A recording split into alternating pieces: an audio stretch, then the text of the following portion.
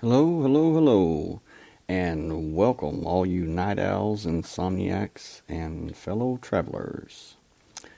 I'm Shane Moore, and I'm here for the next couple of hours to take your topics, questions, personal experiences, and comments. Basically, this is open forum Tuesday, so it's where you, the listeners, choose the topics that you want to talk about and discuss, and we will get to it.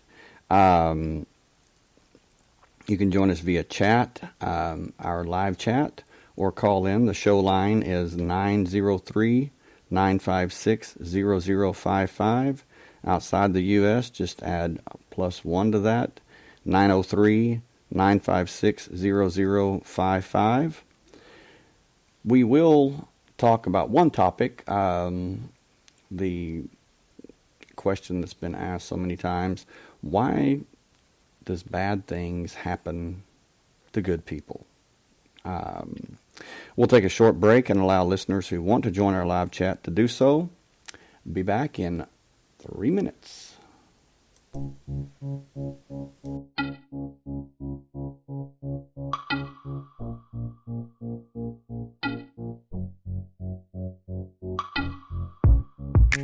Without any warning, we're sucking up the oxygen. The room is getting smaller. We always have it coming, like animals who like to bite, tasting our disaster. 20-something seconds go on and on. 20-something seconds go. I'm not ready for darkness. I'm not ready for darkness. I know we can do better. I'm not ready for darkness. If we promise to hold on and to never let go, I'm not ready for darkness. I'm not ready for darkness. Hey, hey, hey, hey,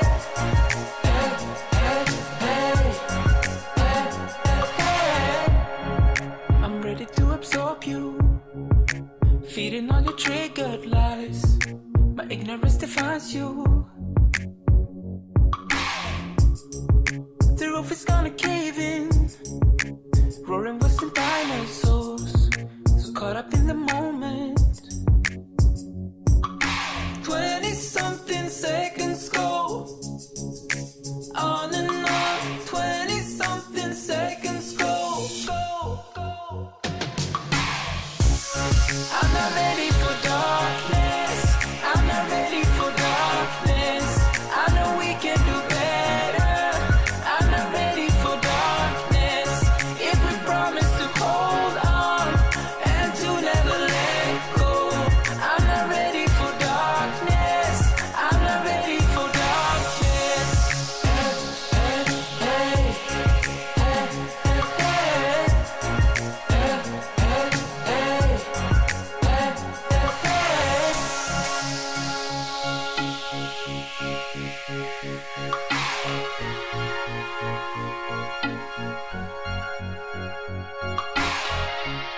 if we promise to hold on and to never let go, I'm not ready for darkness. I'm not ready for. I'm not ready for darkness. I'm not ready for darkness. I know we can do better. I'm not ready for darkness. If we promise to hold on and to never let go, I'm not ready for darkness. I'm not ready for darkness.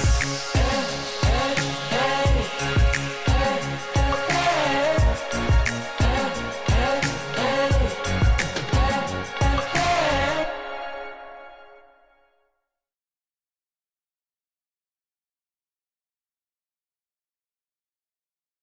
Okay, and we're back.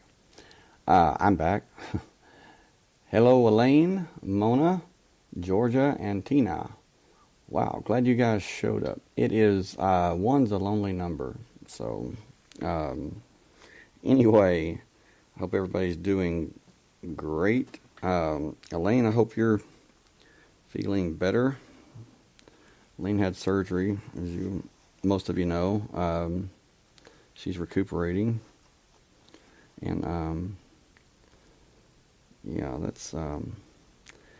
is painful to see, to say the least. And then want to ask for prayers for Mona's dad. He's going to have bypass surgery sometime, and I just ask that you pray for him. It's just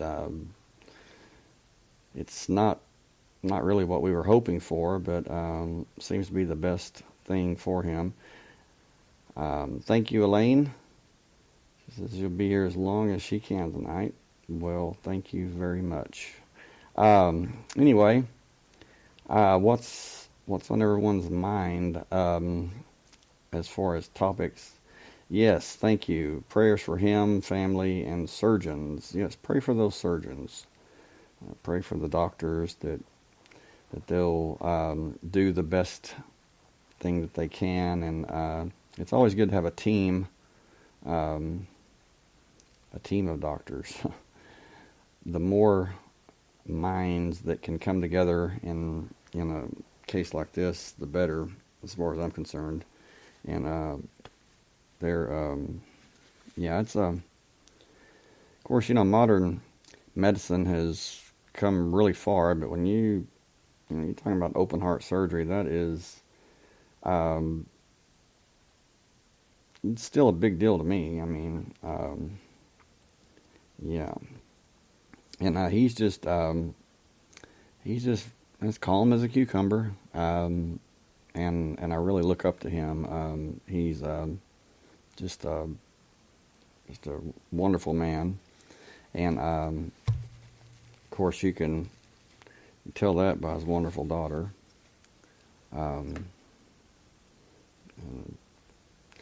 Yeah, and that's not, I'm not trying to win any brownie points. I'm telling you the truth. The whole family is just great. So, anyway, so one thing that I was going to start off with is your the proverbial question that everyone asks. It's just,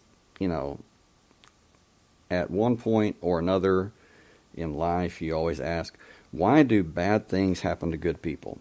And it seems like that in some cases, it seems like that that the better the person is, or their heart's in the right place, their mind's in the right place, they help so many people, and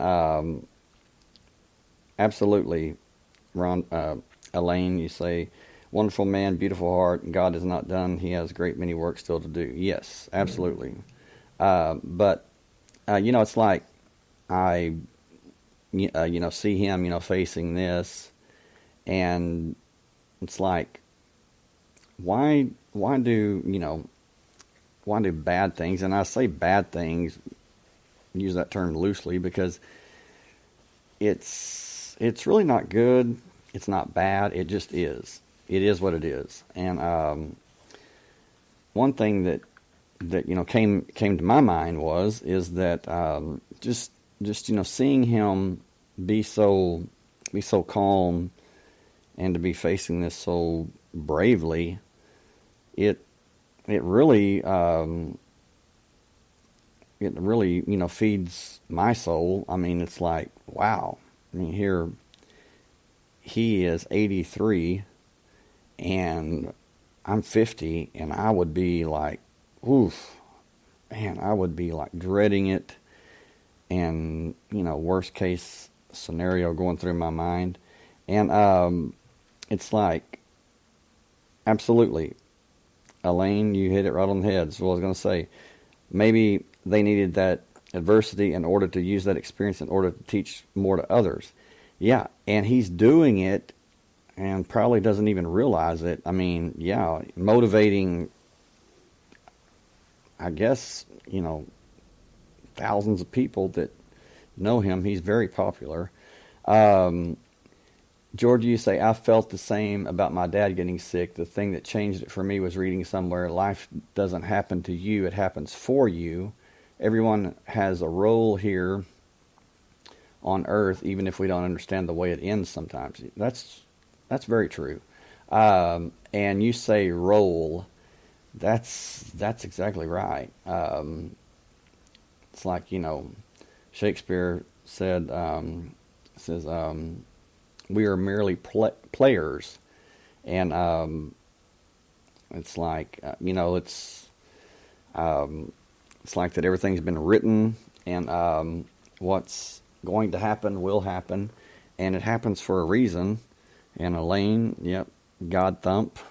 It's when God, the creator, hey Zippy, glad you're here.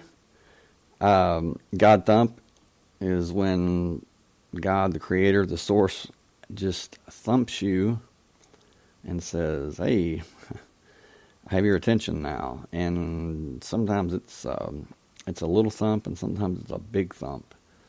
And this was a big thump for me, because he just he seems like he's the picture of health, and it's a wake up call too for all of us that are younger, to watch your heart. I mean, take care of yourself, because he eats very, very healthy.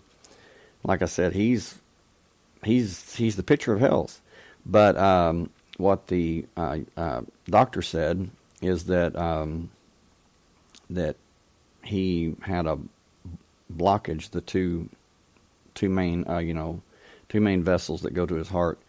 One is 99% blocked, and the other one is 90 to 96% blocked. So there you have genetics, and you can't get away from that. I mean, so it's hereditary, and it's really not good. But I would encourage everyone to watch your blood pressure. Keep that down. And I'm the world's worst at salt intake, but I need to watch that. Salt is the enemy. Of course, you have to have some salt, but too much, yeah, that's not good. And it's just you can make it through life with most things going wrong, or having problems with most things. But when you start having heart problems, that's a showstopper. I mean, it can be. My dad was, I think he was like 55, maybe 50, closer to 60. And he didn't even know he was having a heart attack. He was just, he just thought he was out of breath. And so he started, describing how he felt. And this guy says, hey, you're having a heart attack. I'm going to take you to the hospital. And he took him to the hospital, and that's what saved his life, because he was having a heart attack and didn't even realize it. So, it happens more than people think. And so anyway, just keep that in mind. But yeah, I mean, it's like the best people. I mean, I have known a few great people that that I've looked up to, and that I've that have had a great effect on my life, a great impact on my life. And but it seems like that they had tremendous health problems, and just one thing right after another. But what what was so motivating, what was so admirable about them was the way they handled it. I mean, it was like they didn't complain. They didn't. They weren't scared. You know, they weren't. They were brave about it. And one was my grandmother. She was 90 and diagnosed with cancer, fast acting, very very aggressive cancer. And they came in and told her, and I was right there with her. It was like 3 o'clock in the morning at the hospital, and they came in and told her, and she just looked at them with just a stare, like she didn't bat an eye. And she said, she just kind of laughed, and she said, "I figured it was cancer." And I'm like, whoa. And it still gives me chills, And she says, "So how long do I have?" And they said, "Maybe a month." And she said, "Okay." She said, I've lived a long life. I've had a good life." And she said,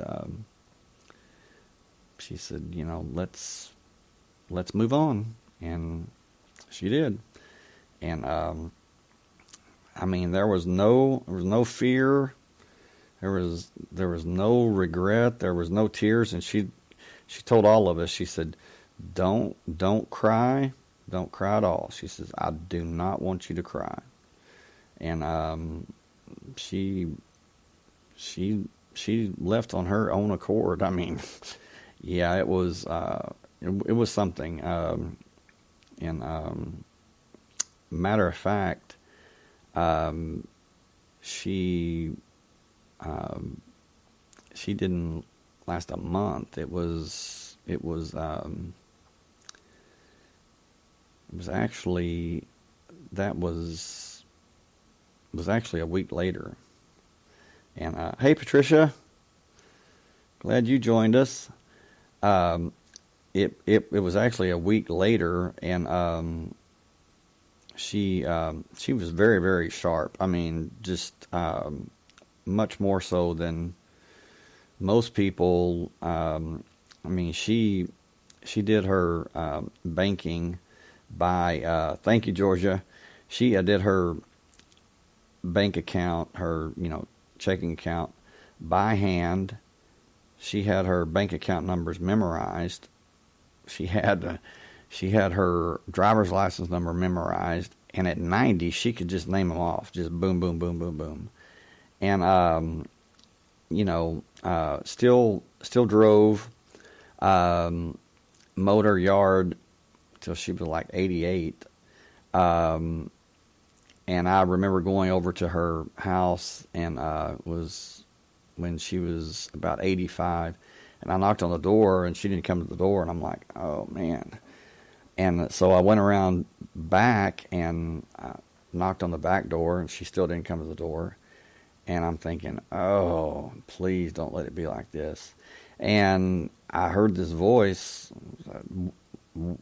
"What are you doing? What are you doing?" I thought, okay, she's already gone. She's above us. She's talking. I look up, and she's fixing shingles on the roof. And I'm like, yeah, that's my grandmother. She's up there with nails in her mouth and hammering. And she says, "I'm just up here fixing some shingles." And I'm like, oh, Lord. But that's how she was. And, yeah. So, but let's see, Elaine, you say your health is critical, and we all take it for granted until something happens to us or to ones that we love, then it becomes a priority. And my personal struggle is thinking everyone is okay, but in reality it is not. Then God gives me an adversity, then I restart again.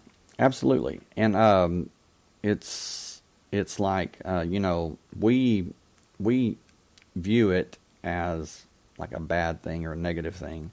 But it could be because he knows so many people look up to him, that just like you said, Elaine, it's like a God thump. It's like, hey, if this can happen to him, it can happen to you. And since he knows so many people, um, I would imagine that there's going to be a lot of people that are going to go get their heart checked out, and their cardiovascular system checked out, because it's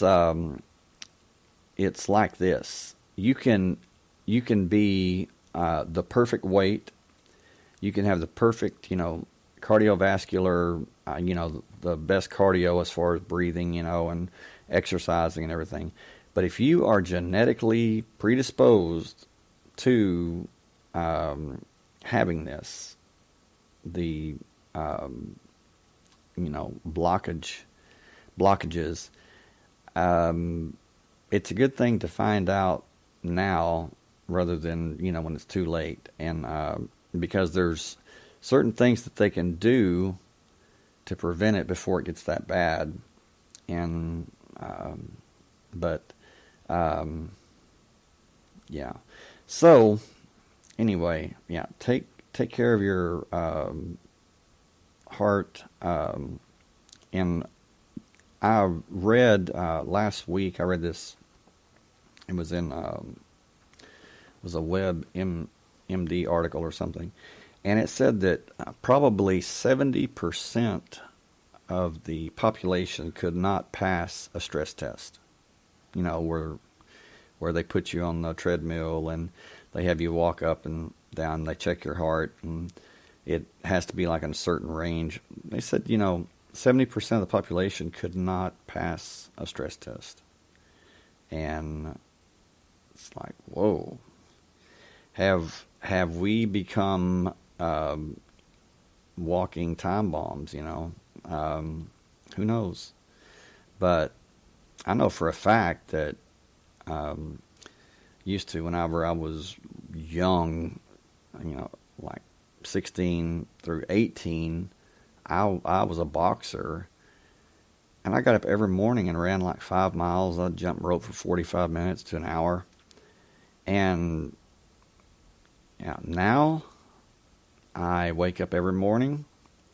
I run around 3 blocks, and when I'm done, I put them back under the bed and go and have a big breakfast and enjoy myself. Yeah, those blocks should be like city blocks, but yeah, I would be out of breath if I did that. I think most of us would be. But yeah, it's great to take care of our spirit, take care of our minds, but man, take care of that body too. Anyway, any topics, any experiences that that you've had? Tina mentioned something that happened to her, and if you want to share that, Tina, feel free to do so. But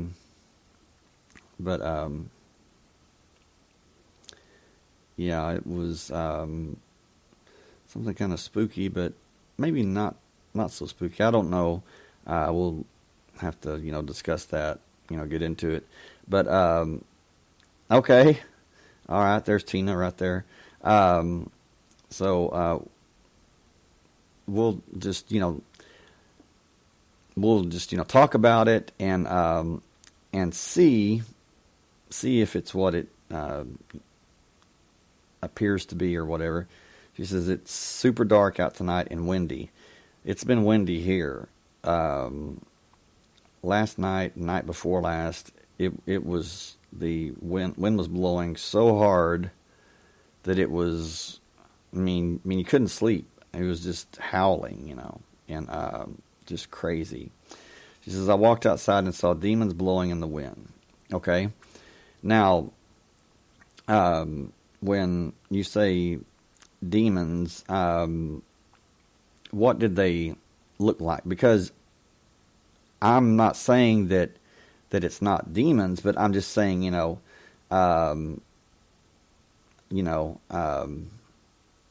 that it might have been something else. I mean, I'm not discounting what you saw, but you say, but in my mind, like they were shifting in the wind. Okay. All right. They look like scary vampire faces. Well, one thing about that is if it was demons, they wouldn't have like scary faces. They would be more like angelic faces, beautiful faces to draw you in. It's like they're the masters of deception. You know, they want to show you something that you're going to be very comfortable with, and then reveal themselves. But you say, but I don't have visions very often, so when I do, I'm like, hello. Well, yeah, of course. But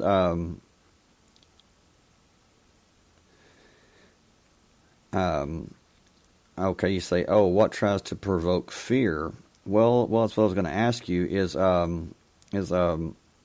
what has happened, or what has your mood been like, in the past few days, preceding this? Have you been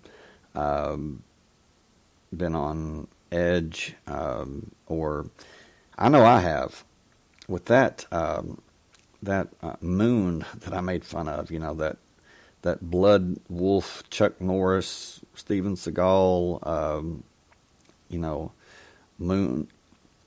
blood moon, that I was like, I tell you, it really, really had an effect on me. I was like, man, I was on edge, and I was so moody, and it was crazy, Okay, wrapped up in that political crap. Okay, aptly said.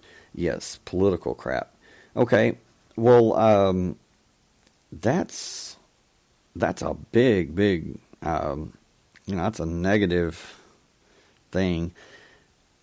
Political turmoil is right up there with religious turmoil. I mean, it's just, of course, I tell people, like in the group, that we have, the Spiritual Advancement Society, don't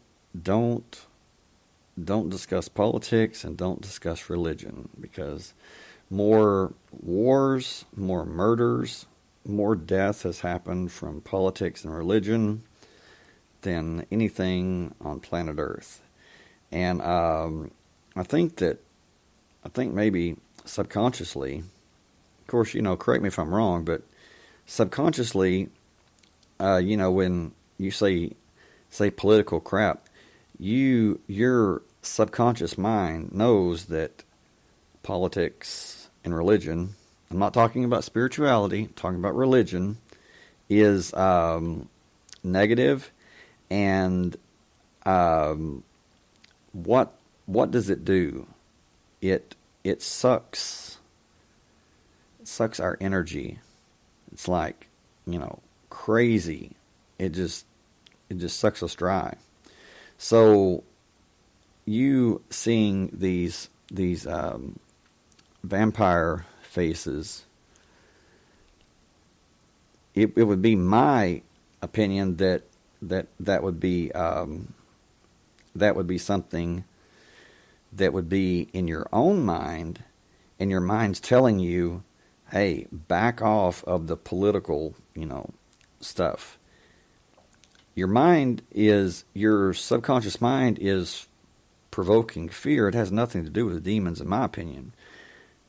It's provoking fear, saying, hey, Tina, lay off the TV, lay off the news, and because you are draining your adrenal glands through this, and it's like, our subconscious mind will step in and it will speak to us, but it speaks to us just like dreams do.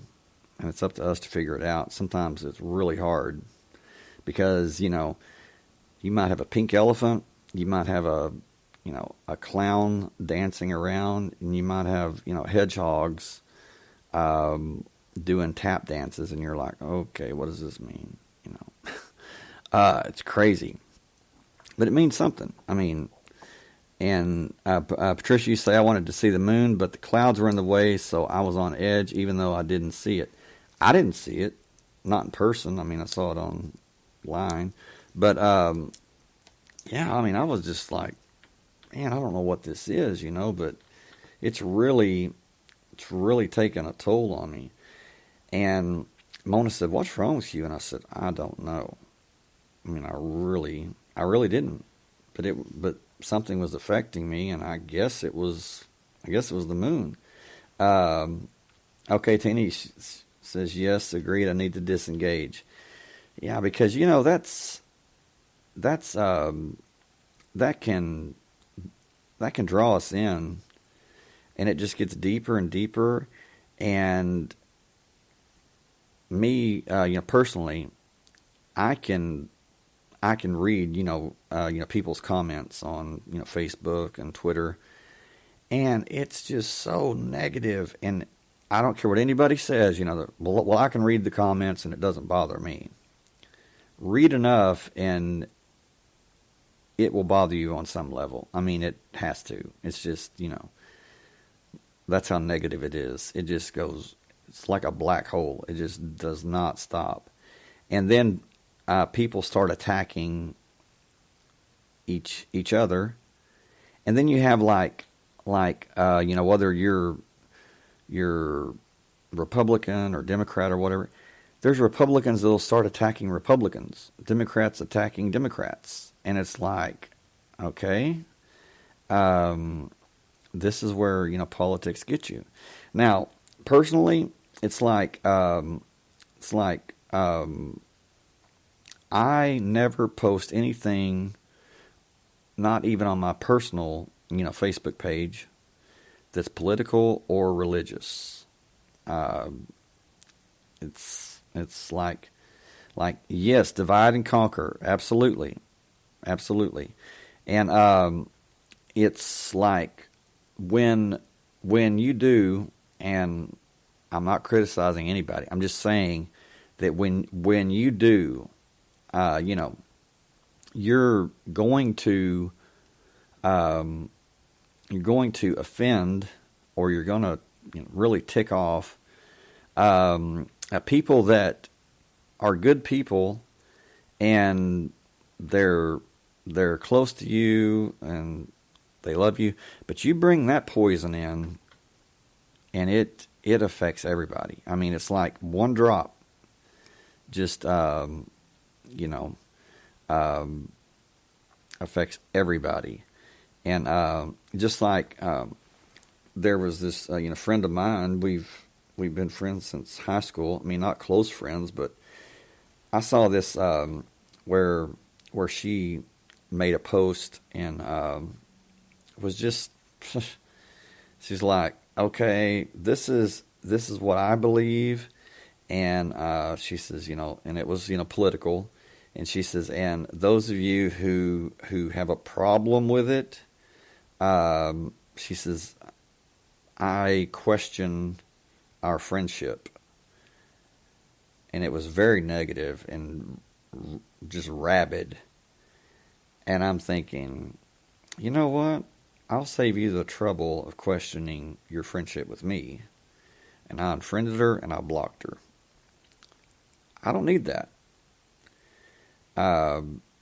And she was, trying to be cute, trying to be, well, this is where I stand, and if you don't like it, you can go to hell or something like that. I'm like, hey, you know what?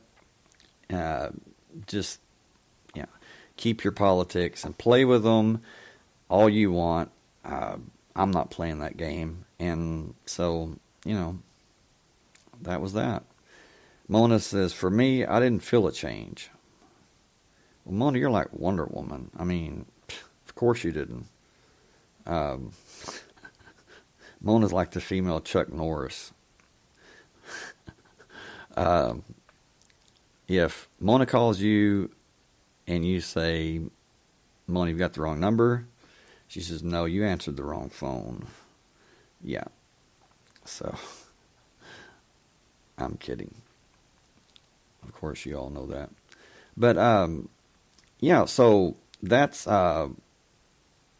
is what Tina saw in her mind as far as a vision or whatever.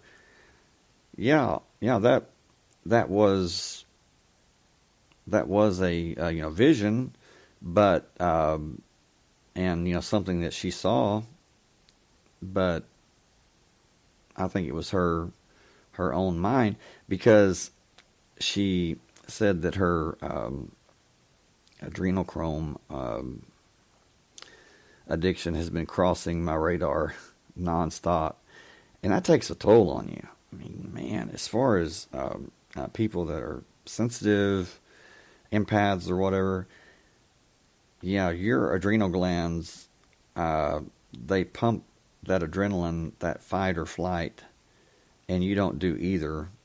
I mean, there's no need to.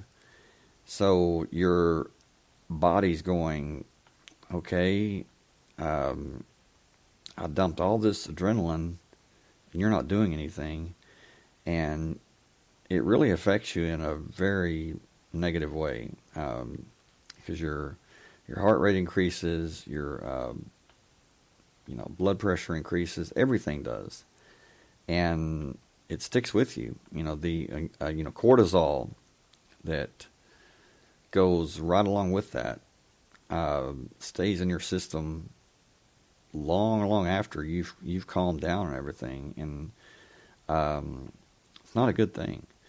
Georgia, you say, yeah, I really felt uncomfortable for a while there too, but then it shifted as quickly as it came. Well, that's good. That's good. Of course, man, I know that the blood or the moon, especially when it's that close, and I think all of the planets being aligned added to that. I mean, it had to some degree.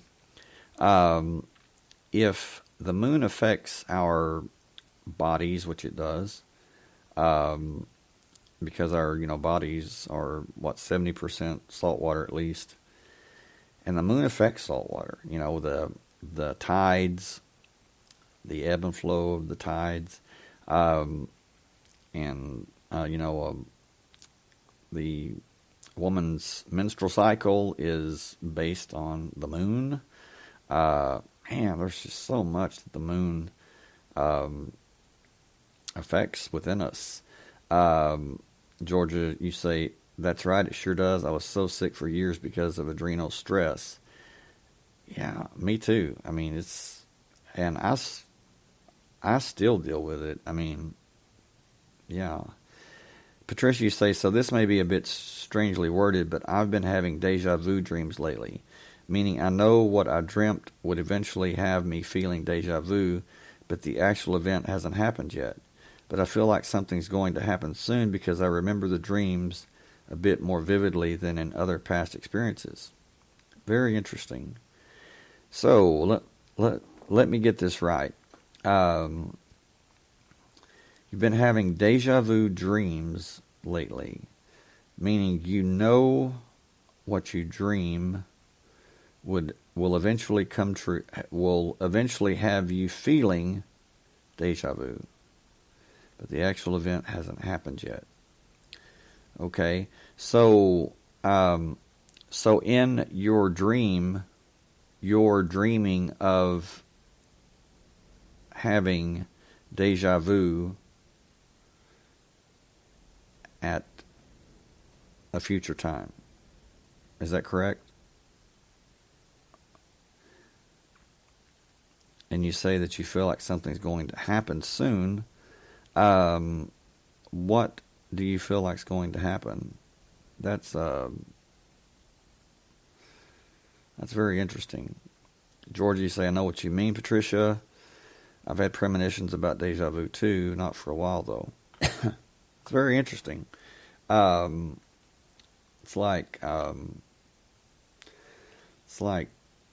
your subconscious or something's telling you to take note of. It's like it's making an appointment for you to really take note of that deja vu experience. I guess where you are, what it has to do with, and basically saying take notes, detail everything. Patricia, you say, I honestly don't know exactly what, but this is the first time I've experienced having deja vu in a dream rather than in reality. Then you say deja vuception. Okay. So it's like when you say deja vuception, are you talking about deception, or I'm not really sure what you mean by that. But yeah, this is the first time I've heard of this, experiencing deja vu in a dream rather than in reality. So when you say that that you're experiencing deja vu in a dream, okay, kind of help me out here. Oh, okay, like Inception, the movie. Okay, I was going to ask you that next. That's one of my favorite movies. So it's like when you have deja vu in your dream, do you have that aha, I've been here before moment, or is it kind of hidden from you, kind of like showing you where you are, but not the details, just like making you aware of what's coming. And the movie Inception was like really big time. Makes you wonder about a lot of things. And you want to talk about deep? It is deep. Matter of fact, I had to watch it 2 or 3 times just to really get the gist of it, because man, it is like so deep. And then the end, I'm not going to ruin it for anybody, but the end is really makes you wonder.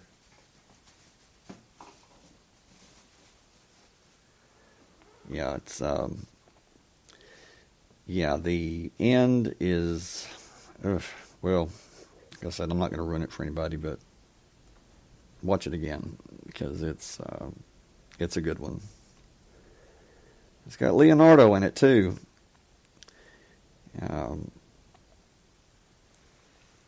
So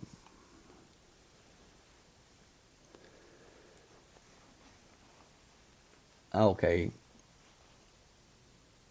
Right. Patricia, you say, I guess it was more about the details and what happened, but I did have a repeating feeling, but I'm not sure how else to explain it. Like it wasn't anything big, just normal day stuff, but I wish I could explain this better. Well, okay, well, you say that it wasn't anything big, just normal day stuff, but that normal day stuff, or small stuff, whatever you want to call it, may be alerting you, maybe pointing you to something much, much bigger. Maybe. Because if you think about it, why would this be such a reoccurring thing? It's trying to tell you something. And George, you say the end's so cruel. Yeah. Elaine says it's on HBO right now, cycling through. Patricia, you say, plus in the past, I would immediately forget about what was in the dream, then have the aha moment, but I actually remember this one a lot better. Okay, do you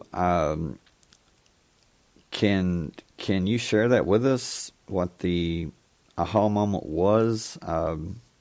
Because it's like you're experiencing deja vu twice, or in your dreams, and then in reality, which makes that really, really important, because it's like when you're asleep, it's trying to tell you something, and then when you're awake, it's trying to tell you something, which means it's very important. Yes, like what you saw in the dream. Was it people? Was it, was it a place, a person? Just wondering. Maybe we can, put our minds together and maybe figure it out. What it means, or but there again, dreams. The dream language is, it's your subconscious that is, sending you very, very strange symbols, and it doesn't make a lot of sense, but it does mean something. I mean, loud and clear. So,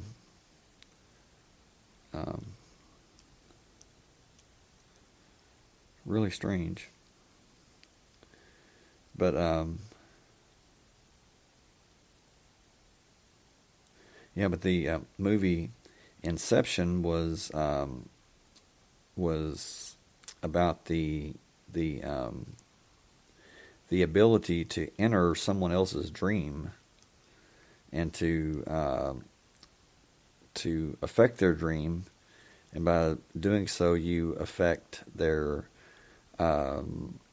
conscious mind as far as the choices they make and what they do, which is really creepy when you think about it. Okay, Patricia, thank you. You say, hey, Nazreen, glad you joined us. We're talking about dreams and deja vu. And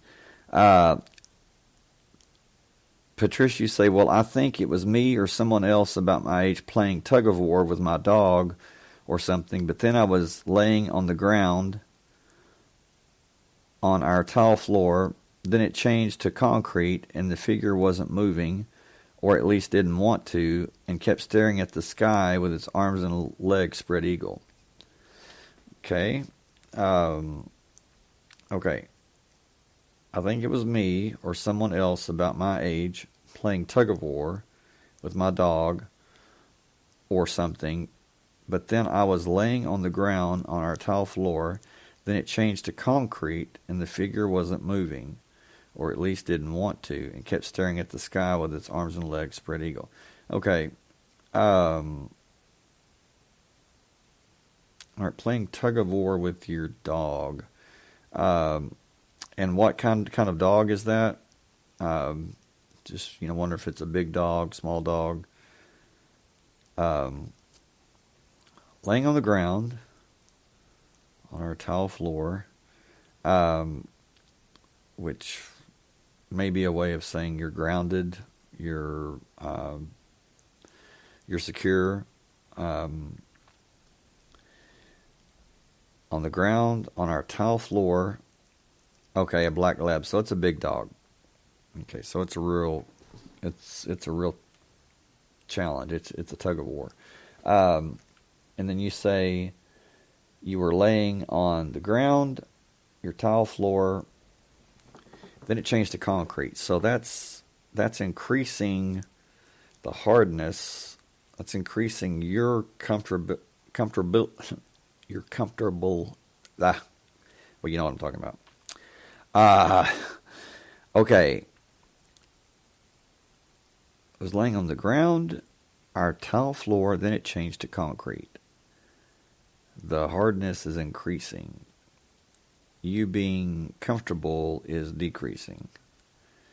And the figure wasn't moving, so, or at least didn't want to. Kept staring at the sky with its arms and legs spread eagle. Okay. Arms and legs spread eagle would be you are laying on your back. You are 100% comfortable. You feel safe. And if the figure wasn't moving or didn't want to and kept staring at the sky with its arms and legs spread eagle, for you to see that figure had its arms and legs spread eagle, it would mean that it was staring at you, right? That's why it was staring at the sky, because you were over it. You were looking down at it, so it's looking up at you. The question is what or who is the figure? I think that we might be talking about some type of astral projection where you may have projected out of your body and you're looking down at yourself. You say the figure wasn't moving, or at least didn't want to. Well, it wouldn't be moving if you had projected out. And it would seem like it didn't want to. And as far as staring in the sky, yeah, it's that would make sense. Your thoughts on that? It's just, yeah, that's really powerful. I mean, if you did that, and this is the kicker. This is why that I think that may be the case, is that that if you did in fact do that, when you were looking at yourself, you wouldn't see Patricia. You would see a figure, but you wouldn't see yourself, because that would cause confusion, panic. You would be like, "Whoa, that's me. What am I doing? I may be dying." Oh, boom, and you're back in your body. I don't think that it's something that you did on purpose, if that is the case, but it sounds to me like that it could be. I don't know. Very interesting. And very interesting about the ground, the tile floor, and then concrete. So we're talking about ground being outside, tile floor being at home, and then concrete being somewhere else. I don't know. It's a 3-layer. I don't know. And playing tug of war with my dog. What were you playing tug of war with your dog with? Was it a rope? Was it a bone, a piece of food, and do you remember who won the tug of war? This is interesting. This is very interesting.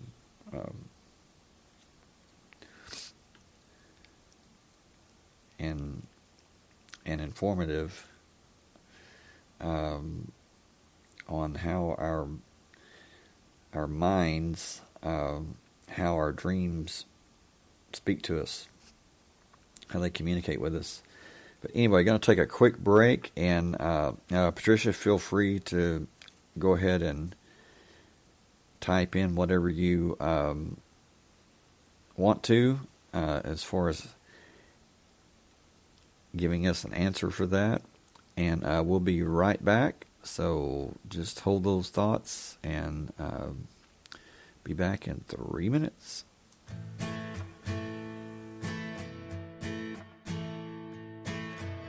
When someone don't help you, when someone don't help you through the rain, when feelings don't matter, and everything's nothing but a game.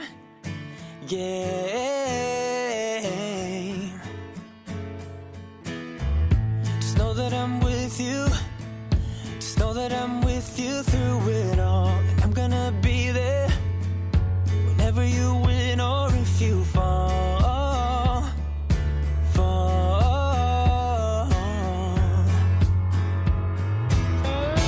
I know that we will make it through the storm. 'Cause you and me been fighters since we were born. It's all over our bodies and hearts. Yeah, you and me been fighters right from the start. Hey, don't you worry. Hey, don't you worry about a thing. You get what you're given, but it's never too late to spread your wings.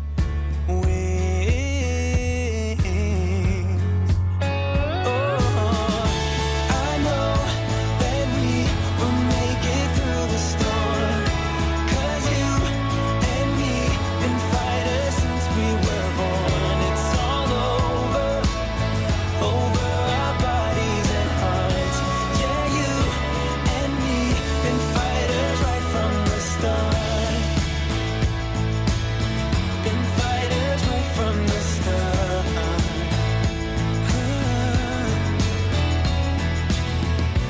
I see that it's tough now, but trust me, yeah, trust me. I know that we will make it through the storm.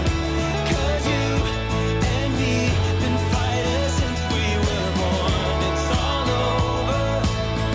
over our bodies and hearts. Yeah, you and me been fighters right from the start. Been fighters right from the start. Been fighters right from the start. Been fighters right from the start. Been fighters right from the start.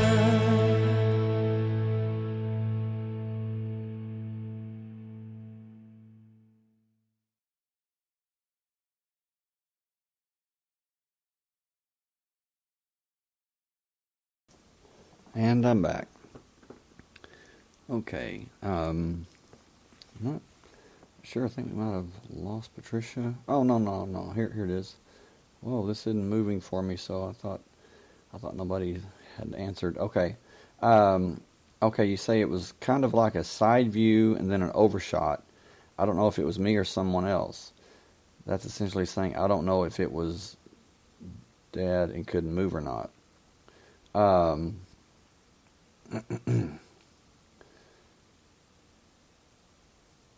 You say it sounded a lot better in my head, I promise. Oh, no, it sounds fine. It sounds fine. It's just a matter of, figuring out what it meant. Nezreen, you say, the Saturday before last I was listening to the podcast and somehow dozed off. I dreamt about you, Shane, encouraging me to fly. I did fly, and looking down on Earth, it felt like an out-of-body experience. Wow. Well, that's cool. Yeah, the dreams where you fly, that's sometimes lucid dreams, and those are so fun. It's where you're dreaming, and you're dreaming, and you choose to stay in the dream, and it's like, you can do, whatever you want to do. I mean, you can fly, you can can levitate, can do anything, and it's a lot of fun. It's been a while since I've done it, and I can't do it at will. I wish I could, but I guess that just takes time and focus. But wow, it is very, very, very cool. You say I thought about maybe in the podcast you were talking about flying. But it was interesting. Absolutely, that is so cool. Okay, Patricia, you say it was a rawhide we give the dogs every week. So that's what you were. It was a tug of war. So it's not something that you wanted. It's something that the dog wanted. You say, I think my dog won. As I suddenly let go, then was laying on the ground.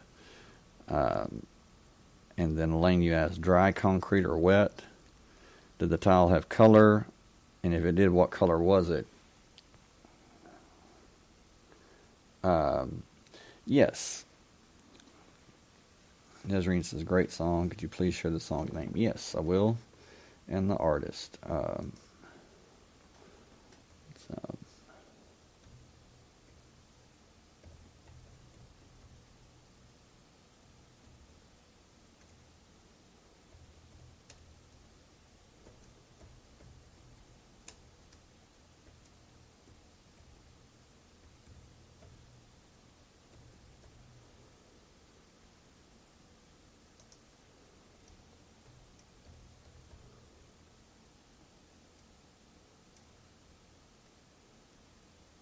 Okay, there you go, Nezreen. The song was Fighters by Sture Zetterberg. Okay,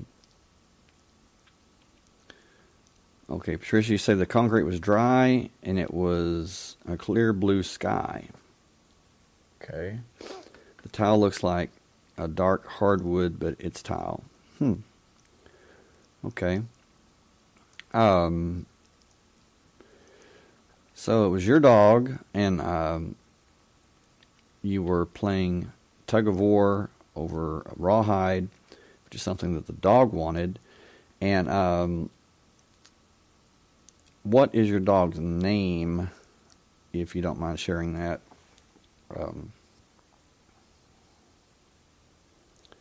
Could have some meaning, symbolic meaning or something like that. Because it all has to do with symbolism, big time.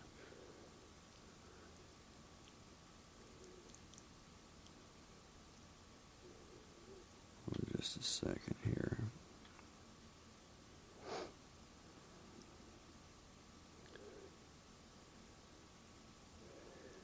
Okay, Prince. Wow, okay. All right. You say it was a bit weird because since he's older, he's never been one for tug of war lately. Okay. It might have been when he was younger. I'm not sure. And were you the same age or were you younger?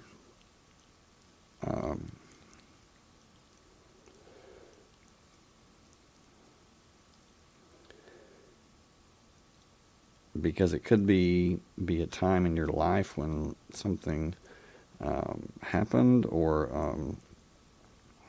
I'm not sure.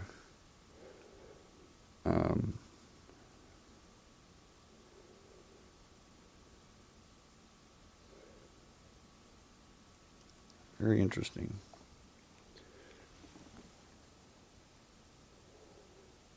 But yeah. I mean, it could be your past. Okay, you think a little younger. Okay, so okay, you were a bit thinner and you had long hair. So what happened was there something that happened that where where you were possibly struggling for something, with not with your dog, but with someone, with a male figure who had who was stronger than you, who had a certain amount of power, and you were struggling with him over that power, or you were trying to keep your power, or something like that. Because your dog's name, Prince, that symbolizes someone, a male who has power, power that you might not necessarily have, but that you're struggling to keep your power, or to and he's trying to take it. Okay, Elaine, you say, so the dream, to my interpretation, is that you could be having an internal conflict over morals or thoughts, something you have been struggling with for some time, that you have been on this thought process for a while now, and not too sure as to where you would like to go with it, although you feel restrained by it. It also indicates that you need to just be carefree and allow your mind to rest and be playful. Then things will start to begin to fall back into a more calm place in your mind. Very good. Yep. I would agree. I think that what you saw, the figure laying on the concrete, so comfortable and didn't want to move, is just that you're completely comfortable, no matter if you're on the ground or the floor or concrete. You're just as comfortable in each place. You say, I'm honestly not sure, but I guess maybe with my abusive ex, since that would make sense, as he wanted control, and sometimes I would just give up. I think that may be it. But you dreaming that, looking down at yourself, and then you say, thank you, Elaine. I've always been a bit conflicted with if I should be more relaxed and spontaneous, or if I should always just worry about the future and thinking ahead for myself. I would say, not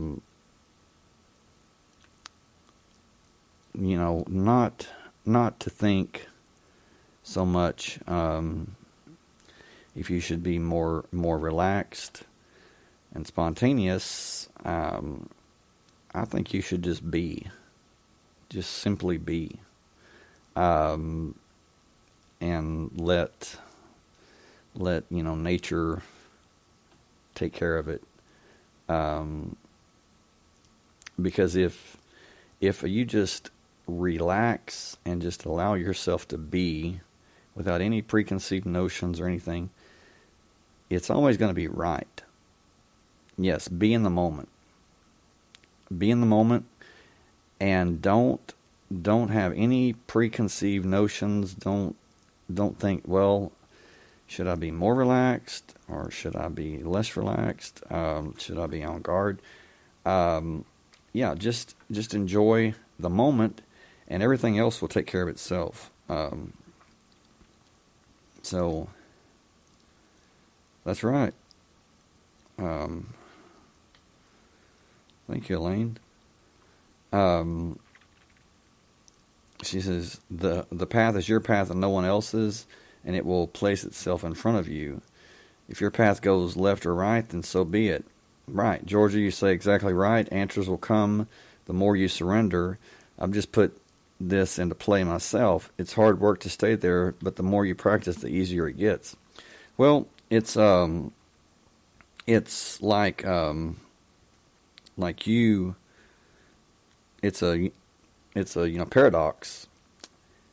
You do by not doing. You do by not doing. Or you free yourself by being free. And it's trying to find the right level of relaxation is like trying to catch the wind, or trying to catch water with your hands. You're not going to do it. You're just going to make a mess.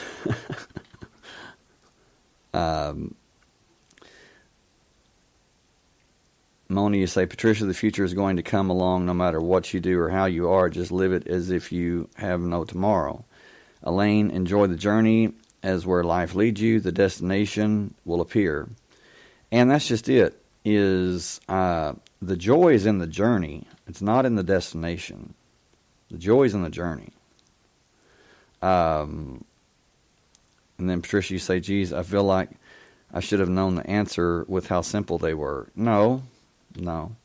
Trust me. I've been there. I still get there.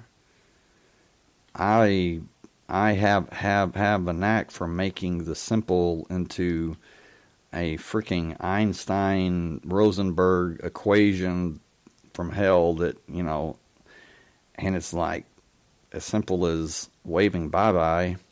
It's so simple that my mind can't my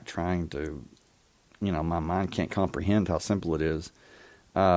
George, you say, exactly, I really have to work to stop my head from turning in somersaults. Elaine, Patricia, we have all had years of experience through trial and error, so do not put so much pressure on yourself. Like trying to bathe a cat. Whoa. Yeah. Just stop, Georgia says. And I guess the best advice that I can give you, the best advice I can give anyone, is don't think about it. Now, I know that's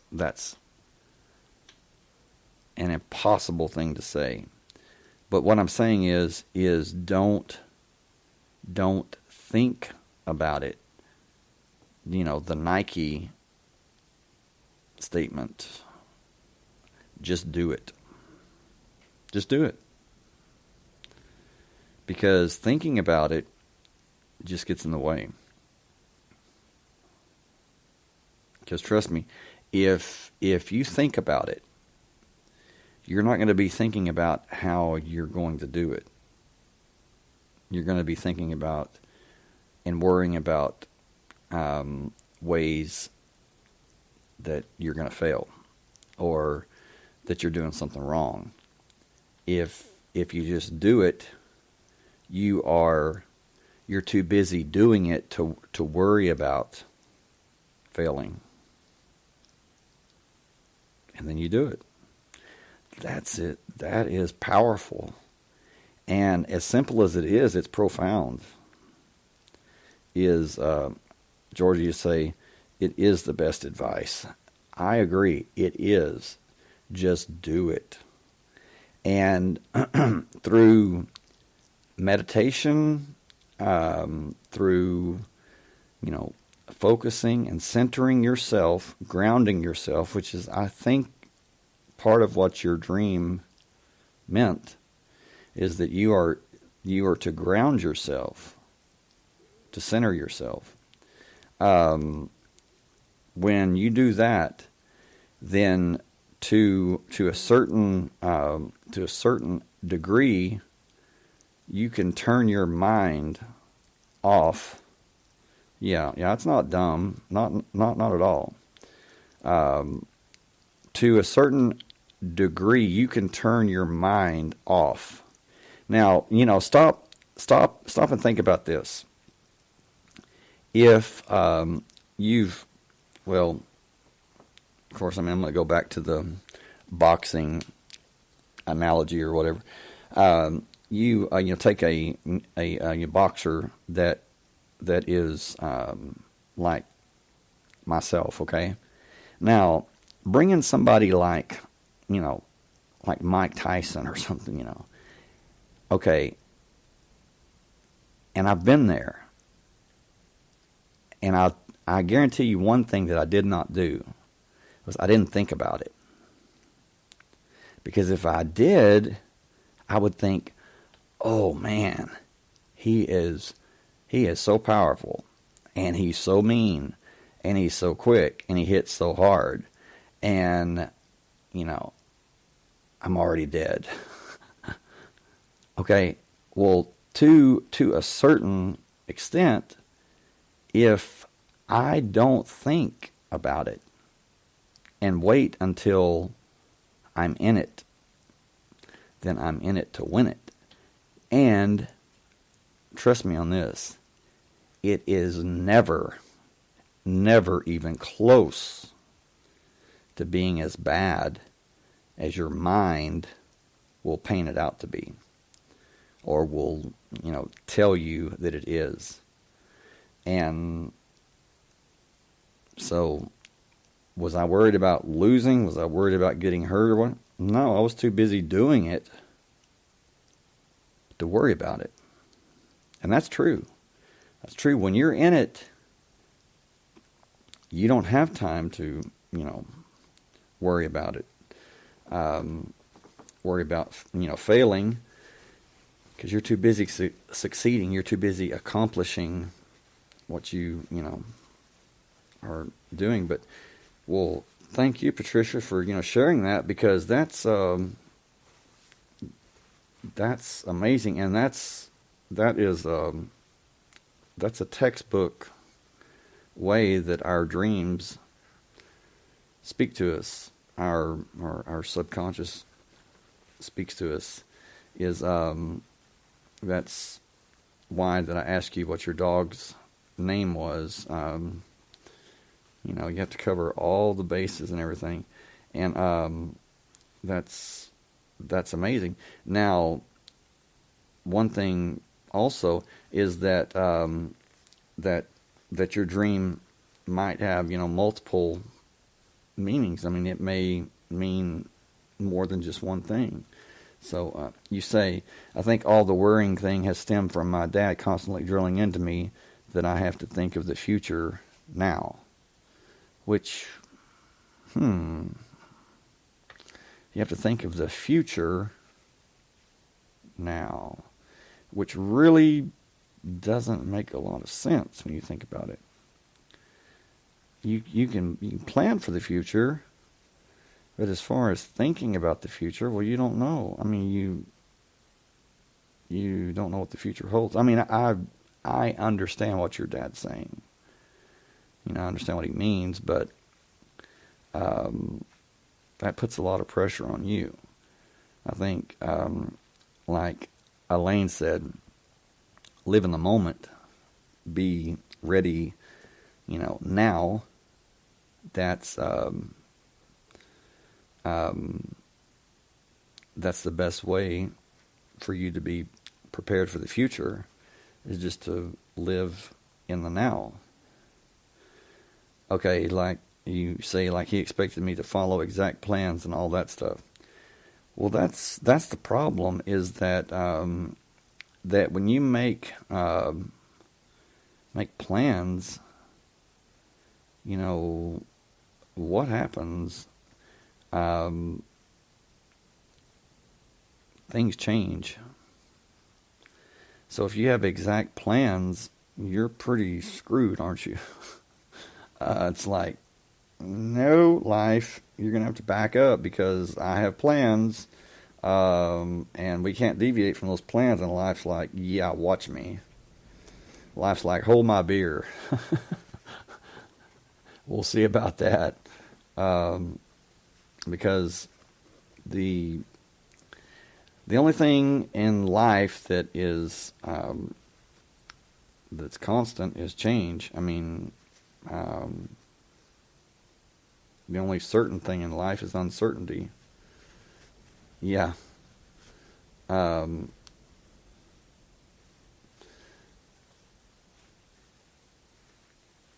and yeah, Patricia, you say, oh yeah, I was like 5 and he expected me to go to college. Yeah, Georgia, you say these days, I like to think that we are always where we are meant to be right now, and now it's all we have. Well, exactly, yes. Um, yes, if you want to make God laugh, tell him your plans. That's right.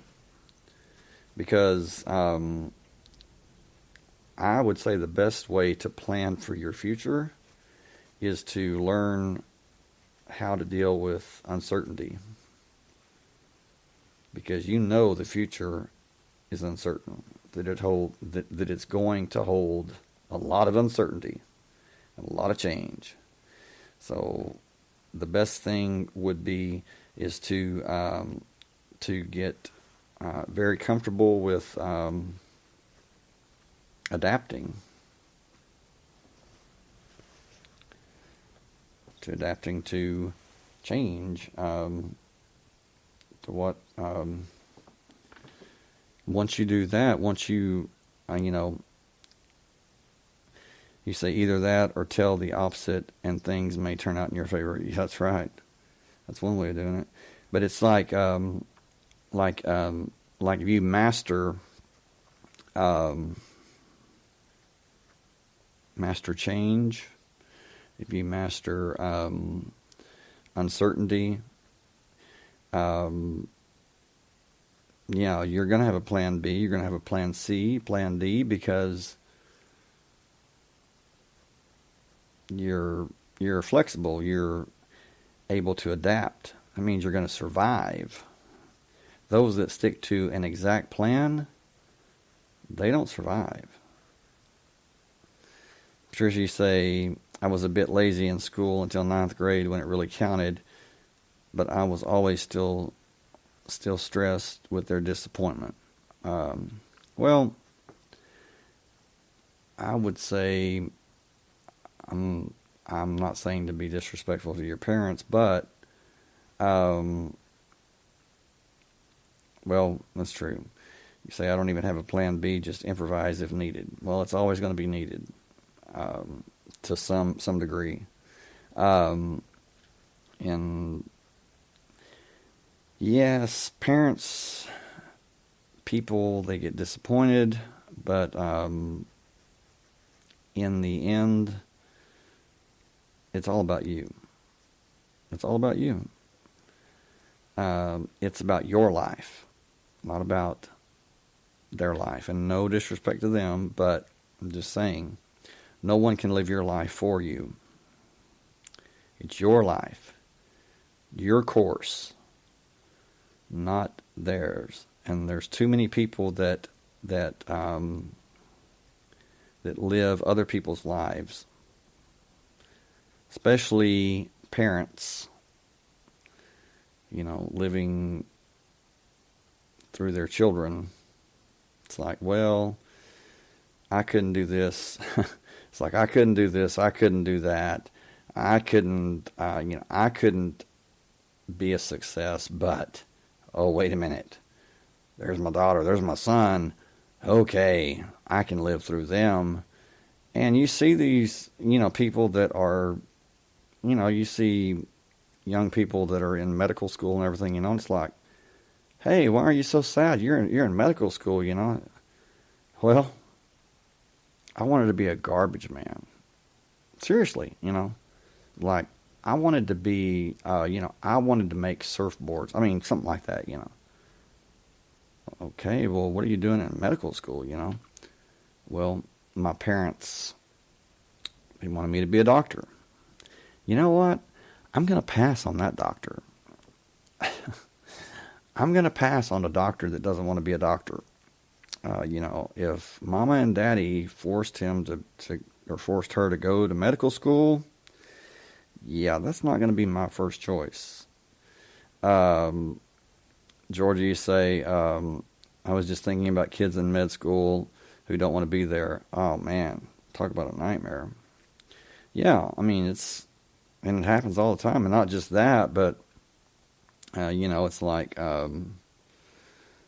Patricia, you say, thank you. My dad wanted me to go into the Air Force like him, but I can't even do a pull-up. Definitely not for me. Almost as bad as a pageant mom. Almost. Yeah. Well, and he's just wanting what he sees as the best for you, but um, you know what the best is for you. I mean, deep down, you know what you want, and I think that's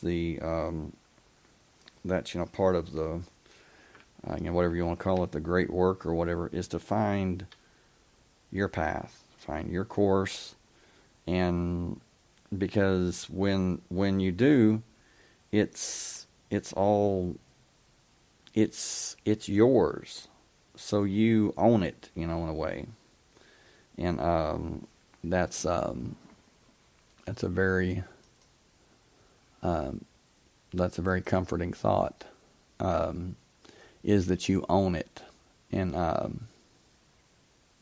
so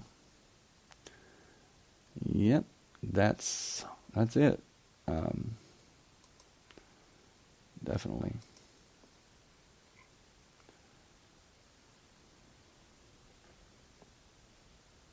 Yes, and the Air Force, the military, that is, yeah, that is hard. Um, I'm not saying it's impossible or that it's bad, but it's just hard because it's such such a change from civilian life. It's a whole new world, and well, you're welcome, Patricia. But so has anyone else had any dreams that we can look at or pick and see what they may mean, or um, good dreams or bad dreams or whatever, nightmares even. I mean, how many have had recurring dreams? It's like you dream the same thing over and over and over. That's a definite, something's trying to give you a message, make a statement, maybe warn you of something. I don't know, but it's very interesting, mysterious, but very enlightening. Patricia, you say, by the way, I think Nezrine's dream may have been about you pushing her into her spiritual journey. Well, that'd be great. I'd be flattered if that was the case. I hope so. That would be great. But notice that I was just encouraging her to fly in her dream. She's the one that flew. She's the one that took flight, and so that's a great dream in that case, because it's never what I do. It's getting that person to the point to where they do it themselves, and yeah, and flying is a it's a way of maybe symbolizing that you're rising to new heights, no limits. The sky's the limit. It's great.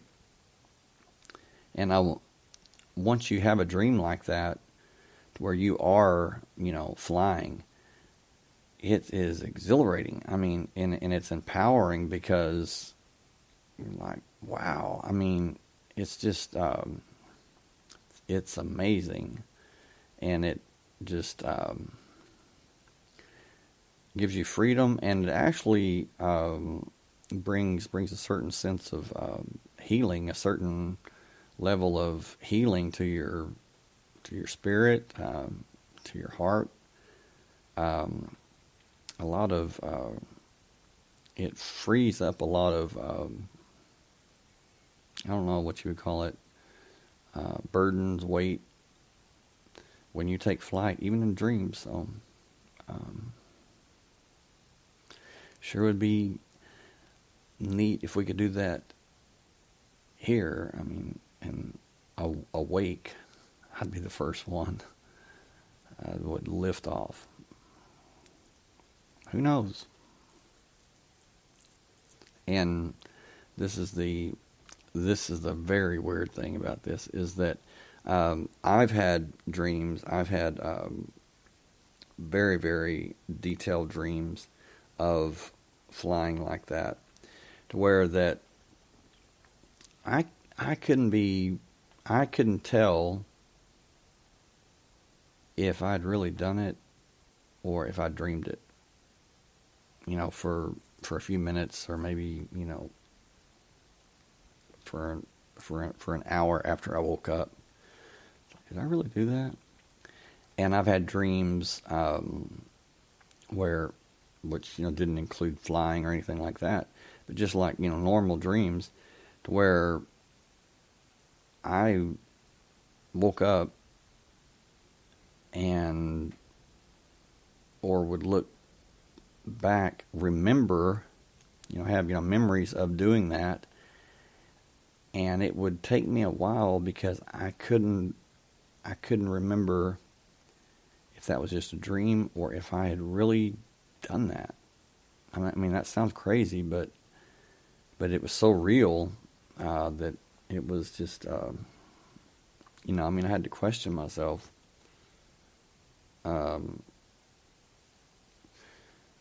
Patricia, you say, could that be similar to astral projection?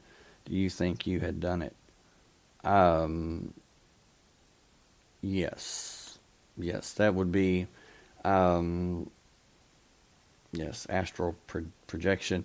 Do I think that I've done it? Yes. And the, you know, first few times it was just, it was not intentional. I mean, I didn't intend to do it. I just found myself in a different place, different, you know, different plane, and you know it's different. There's just something different about it, and there's different, I don't know, different, I guess you would call them entities, or different energy forms. It's like you don't really see them as, you know, like a monster or a person. You see them more as an energy, as a figure of energy, and yeah. Sure, you say, well, thank God this isn't the Insidious universe. Yeah, that would not be good. But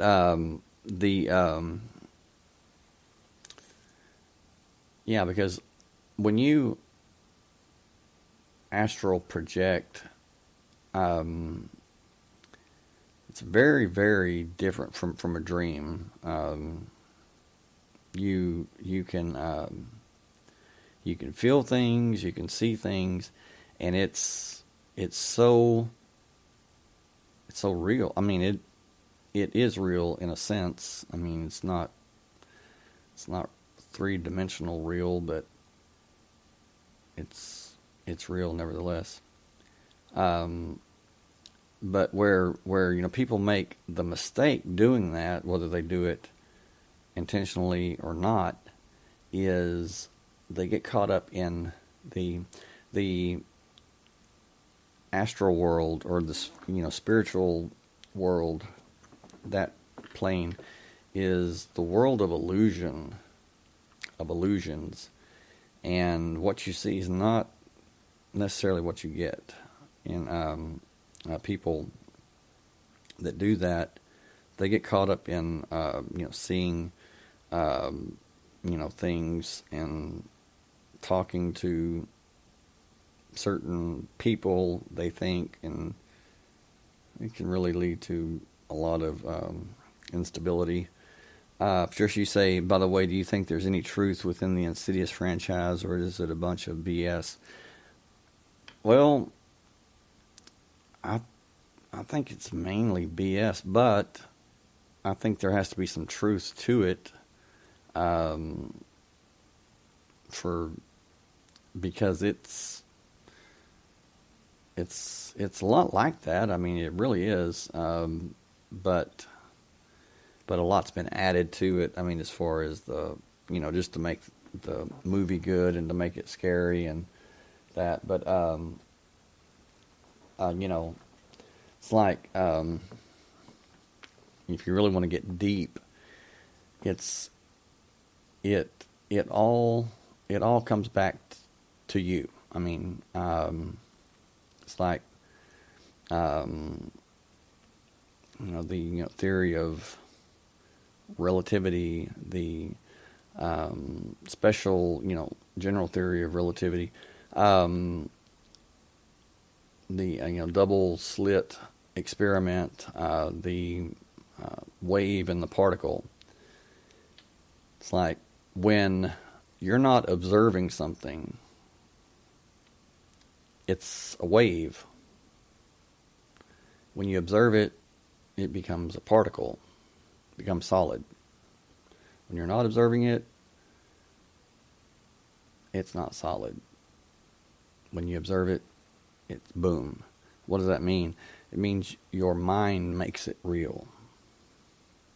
So, in that case, the astral world is when you astral project, to some extent you are in a reflection of what you're projecting, somewhat.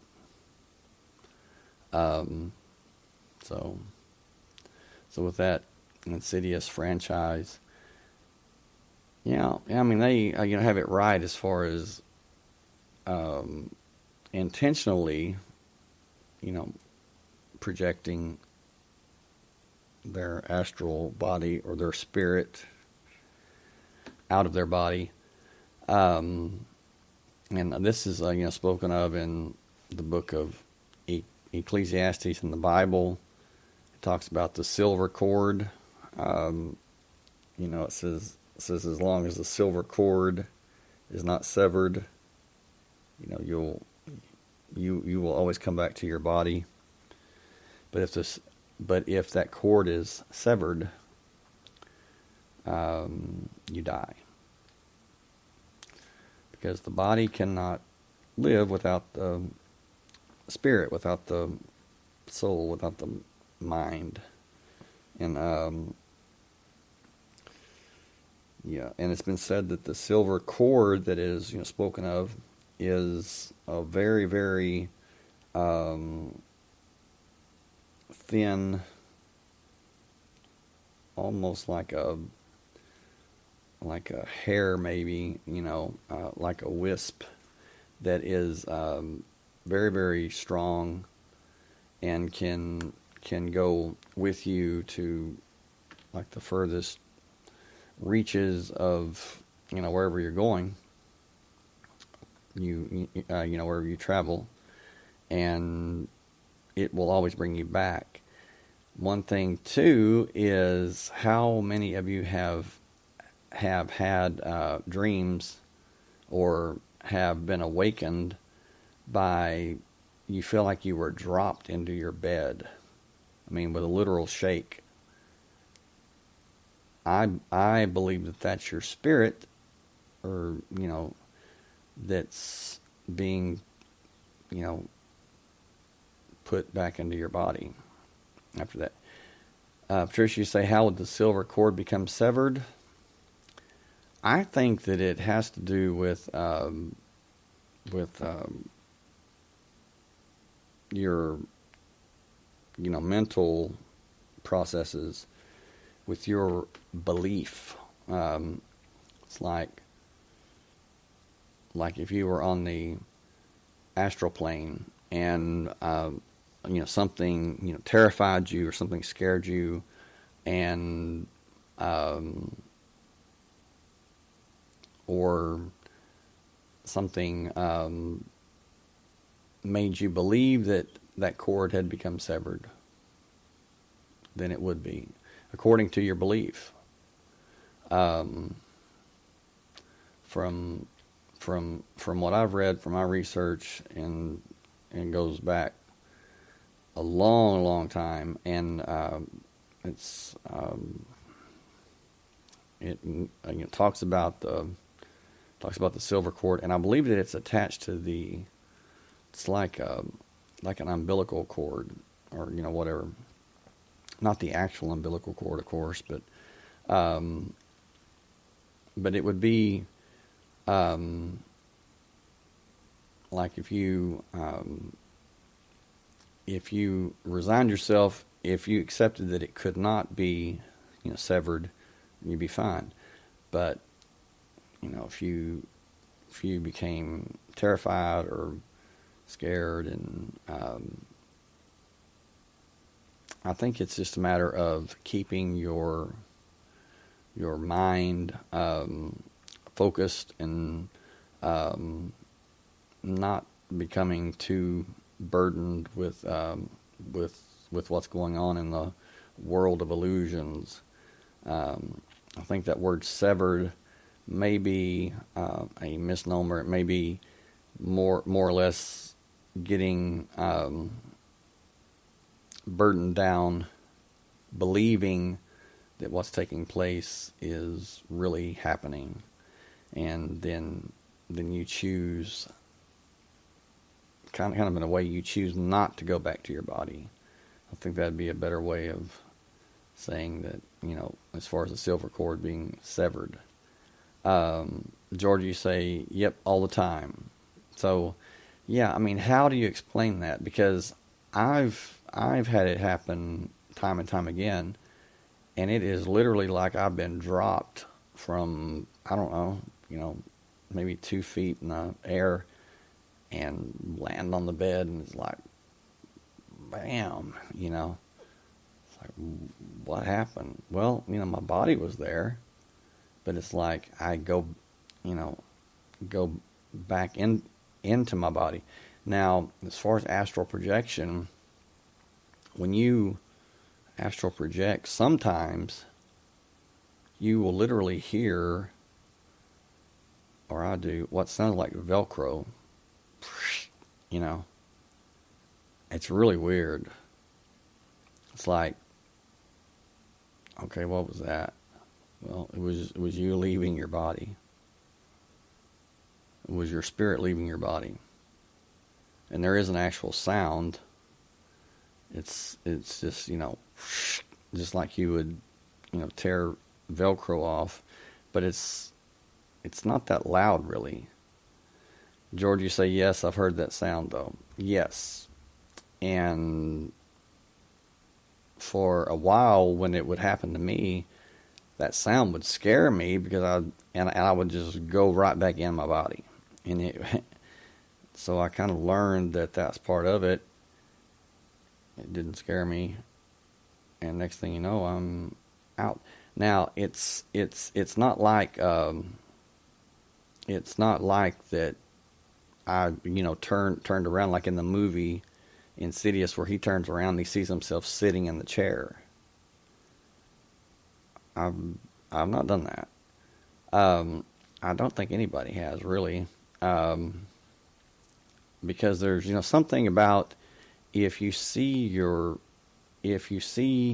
yourself, that's gonna freak you out. And when you become scared, or become disoriented or confused, you're going to go right back in your body. I mean, it's going to be like, okay, Patricia or Georgia or Shane needs to go home now. boom, you're back in. Um, I've seen myself, but it's more like I see myself as energy, as light, or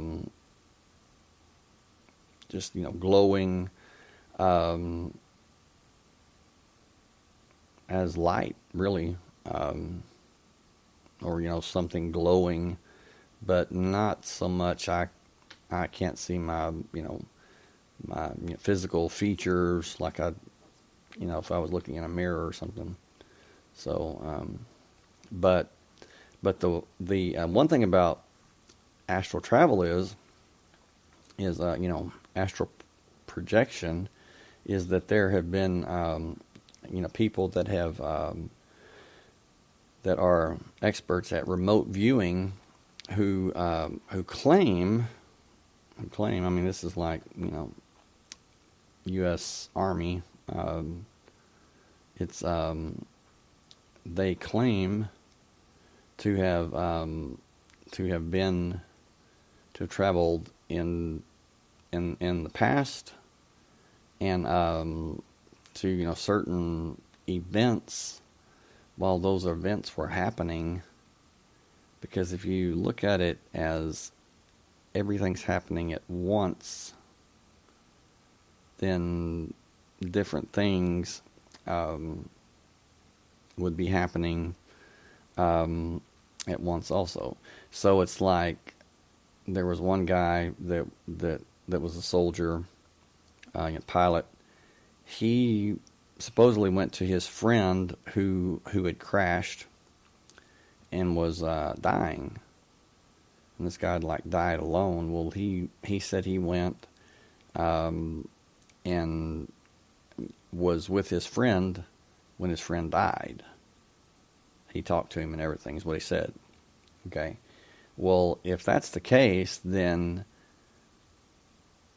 that's awesome. But in doing that, you're creating another timeline.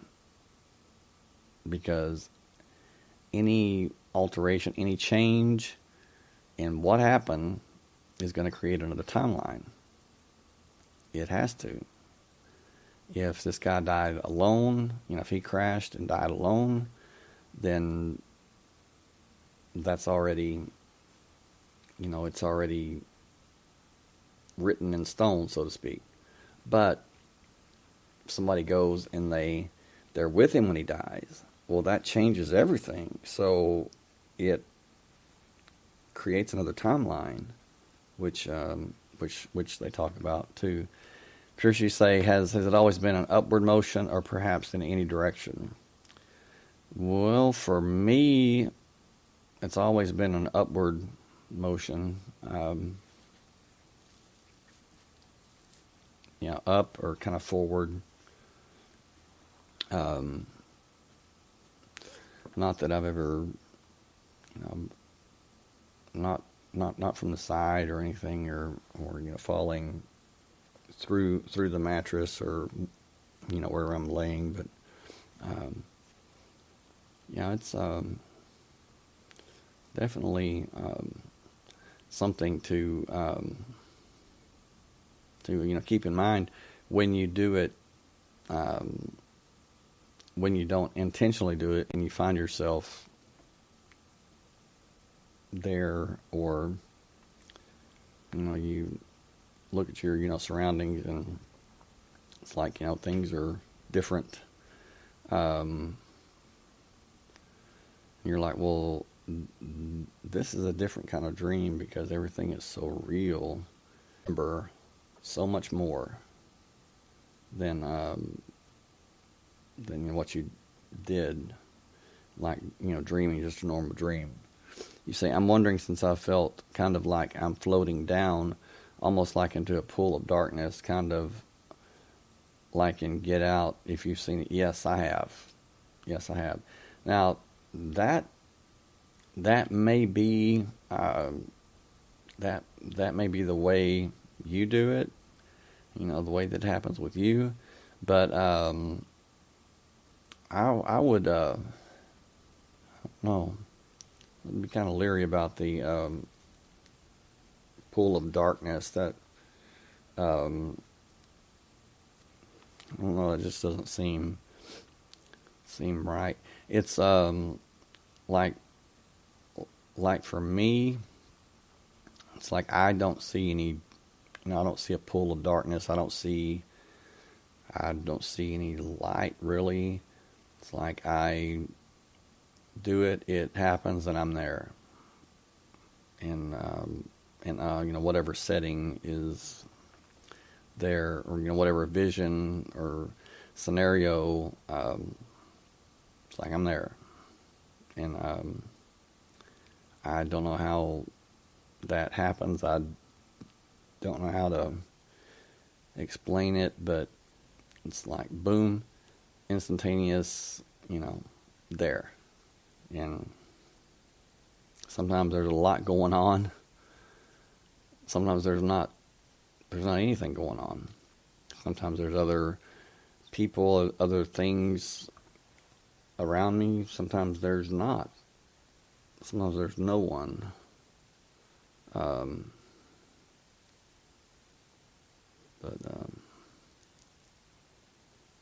One time it was, I found myself in the middle of a stampede, and that was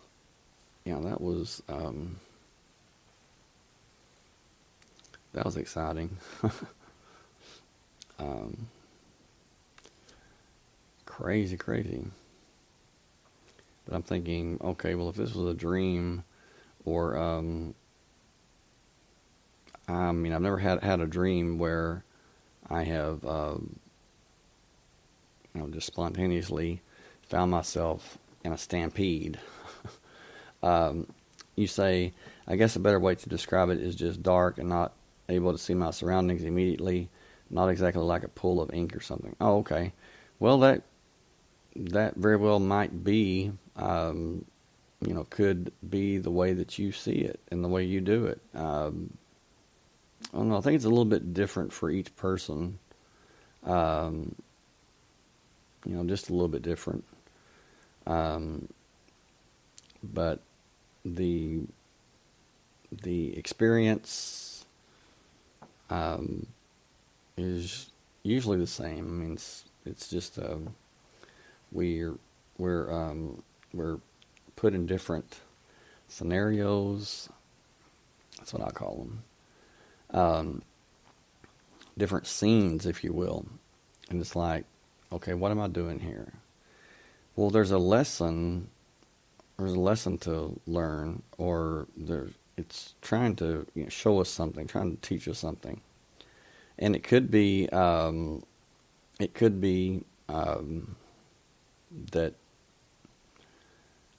there's a question about something that you want to know the answer to, and it's trying to show you the answer.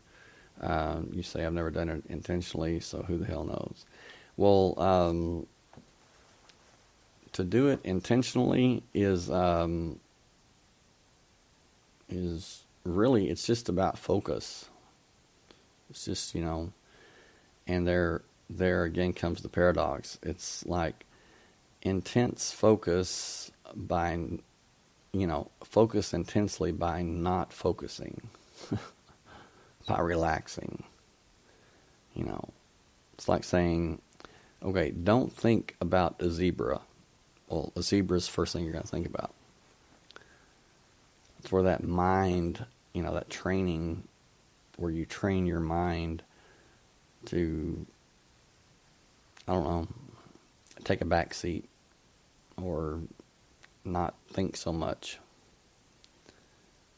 When that happens, all that's left is focus, but it's a focus of your spirit that leaves your body during astral travel and not your mind. So, if that makes sense. But there's, people that do it unintentionally all the time, and they just don't talk about it. Or if they do talk about it, they just attribute it to, well, it was just a dream, and, there wasn't much to it, and it was just a vivid dream. Well, Okay. I tend to think it's something more than just a vivid dream.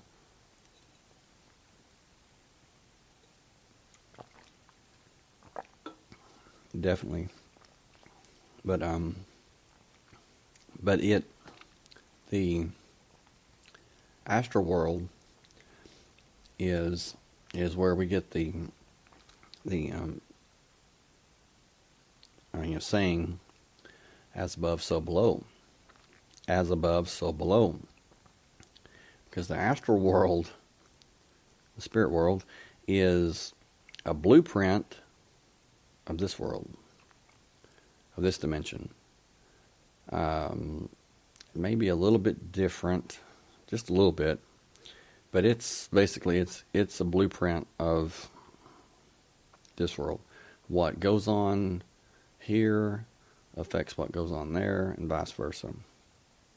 So it's like, okay, spiritually, what happens affects the physical.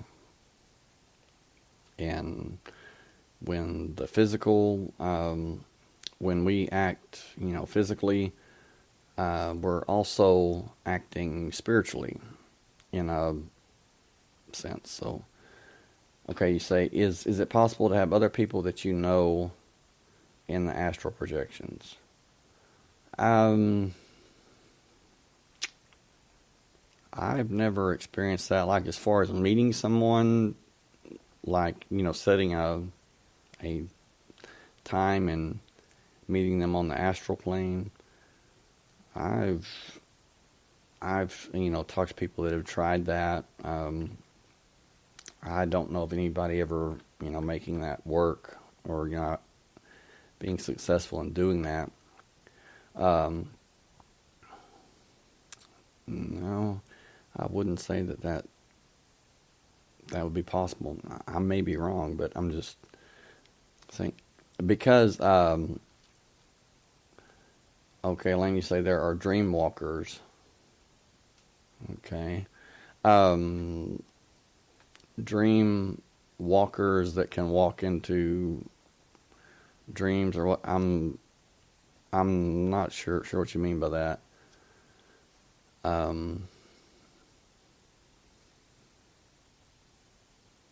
Sounds like the Native Americans or something like that. I'm not sure. I think that would be, well, okay, persons that can enter into another person's dreams. Yeah, that'd be like the movie Inception. That would be freaky. I don't know. I don't know. I've never heard of that. And I would, don't, no, I would place that on, like a violation, or, that would be something negative as far as I would be concerned. Somebody that just walks into another person's dreams. I don't know. But, Patricia, you say, not like meeting up at a scheduled time or something. Okay, you mean just, being there and, seeing someone that you know or something like that. The only problem with that is like I said, it's the world of illusion. I mean, you don't know if that's the real person or something that's pretending to be them, or some kind of negative energy form or whatever, pretending to be them to gain a certain advantage or power over you. Yeah, it's pretty creepy, or can be. When I do it, I ignore everything and just do what I'm there to do, and I don't. Um, let's see how to put this. I don't allow myself to be veered, off course, or because there will always be something that will try to get your attention, your energy, your attention, pull you away from what you're doing or whatever. And Patricia, you say, I just imagine the most hilarious situation. You don't have to say this, but like a teenager having a wet dream or something, and some stranger steps into the dream. Yeah. Dude, I'm trying to get laid, go away. Yeah, that would be funny. And there's been people that have talked about having sex on the astral plane, and it's like, okay, to each his own. I mean, I'm not going to say it's not possible, but I've never experienced it, and but yeah, they talk about it, like it's possible. My question is okay, how can you be sure that it was a person you were having sex with? And when that happens, you want to talk about a connection,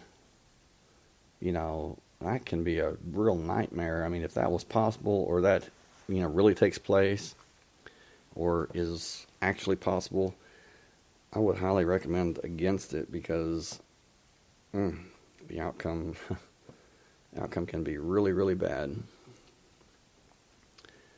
But anyway, well, we've hit the 2-hour mark, and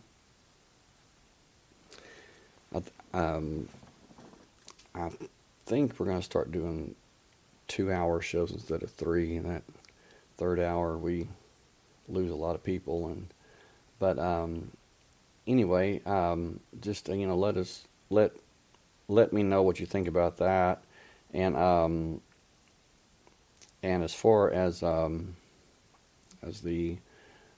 dreams or whatever, or the astral projections or the visions or whatever, if you have detailed visions, or any more of the deja vu, or if you do, or if anybody does, and just send me an email or something, and let me know what they consist of, because it's very interesting. There's a lot of information there, and it just fascinates me. Also, there's dreams that people have, and they have the same dream, and it can be several people, it can be 2 people, 3 people, or it can be many people, or see a certain person, or a certain man or woman in dreams, that's the same person at the same time. I think that might be what Elaine's talking about, is the dream walker. That would make sense. But anyway, I'm going to call it a night here. Thank you all for taking part, and it's so much better when we share ideas and things that have happened, and questions and comments, because just feed off of it, and just go on forward. But you're welcome. Thank you, Georgia.